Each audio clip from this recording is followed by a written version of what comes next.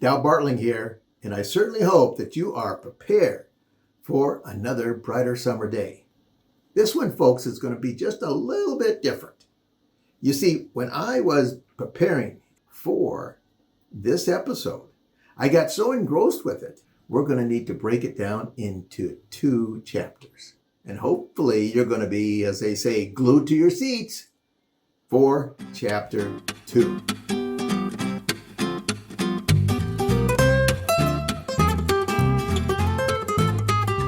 By that time, there were more people that were coming in.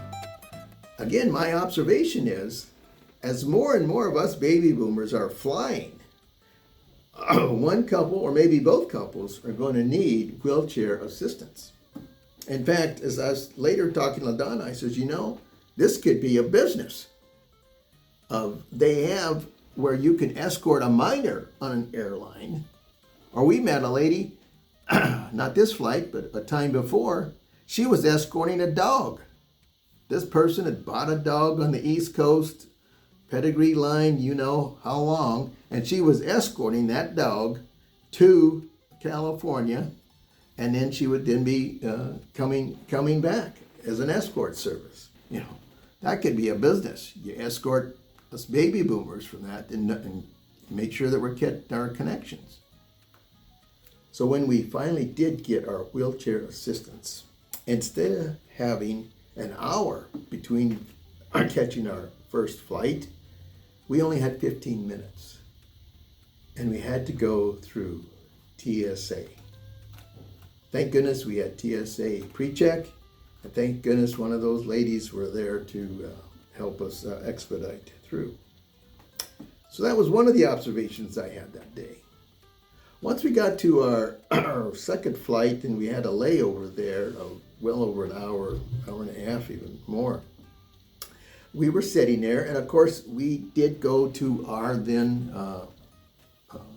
departure point well ahead of time. In fact, there was a flight coming in, and from that they would clean it up and they would be taking off, and then after that, then our flight was coming in. So you can imagine we had a little bit of time there. All the while, both when the plane come to pick up and then leaving, there were more and more of these wheelchairs. On the flight coming in, they needed 7 wheelchairs. Well, that flight came in, they cleaned it up, got it all ready, was ready to board, and one of the first groups that we saw come up earlier, and he got her all settled and everything, was this frail elderly lady. You think of it, gray hair, very skinny, and skinny in the face, and she was there, but he, the person was doing the wheelchair for her, was there the whole time period, and he took her boarding pass, and he went over and talked then to those associates there, and then when they did the pre-boarding, he was right there, and he walked her all the way down the walkway, and then he, I think, actually helped her then board and had her luggage there.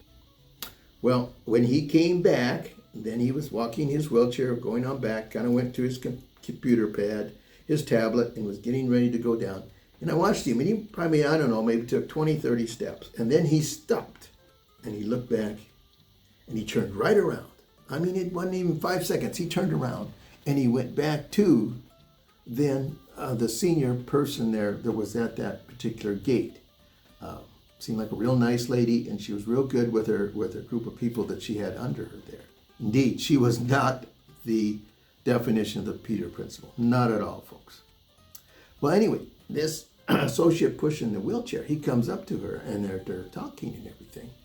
And then pretty soon, he and her, they walk right back down the walkway there. And so then they're coming back.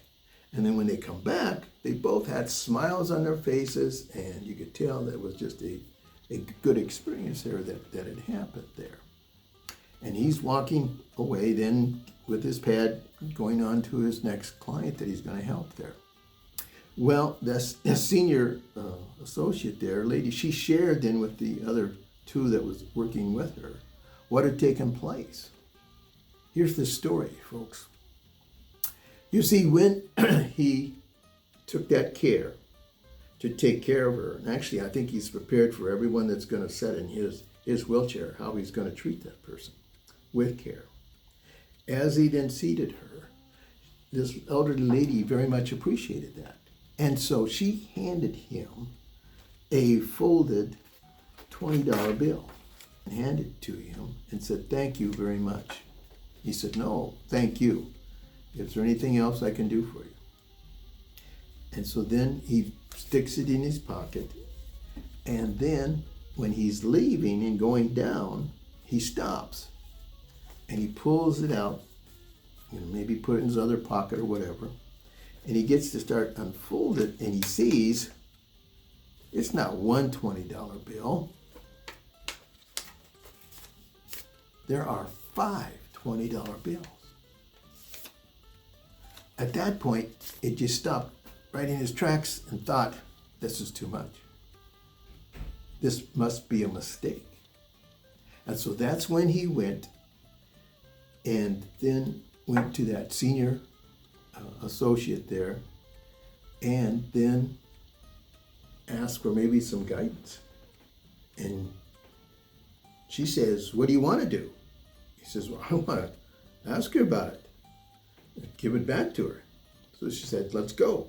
So that's when they went down and they did that, okay?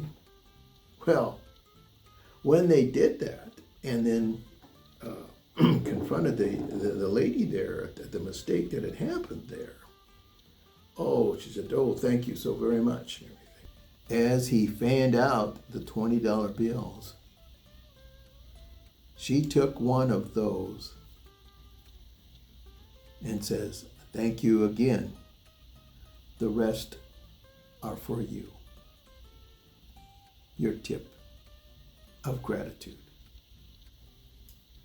So, there I was during that day, and it was a long day. Same company, probably tried to ingrain the same ethics with their associates. And some of those ethics are foundational. They are things you can't find in a manual. They are ingrained in you with your upbringing.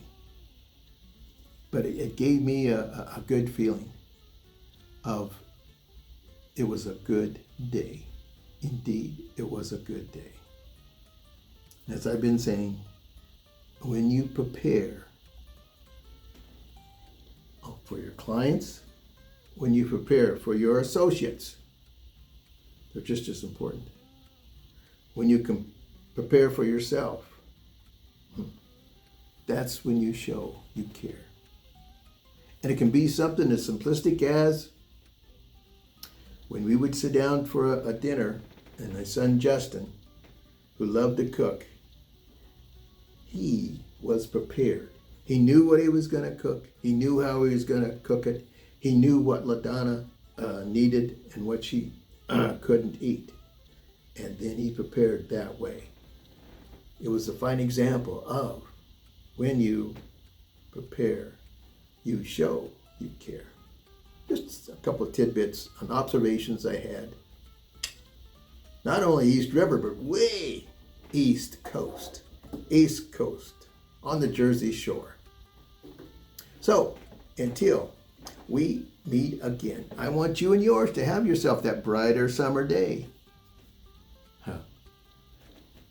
And I'm rooting for you. You know that I am. Why? Because we're in this together. Take care.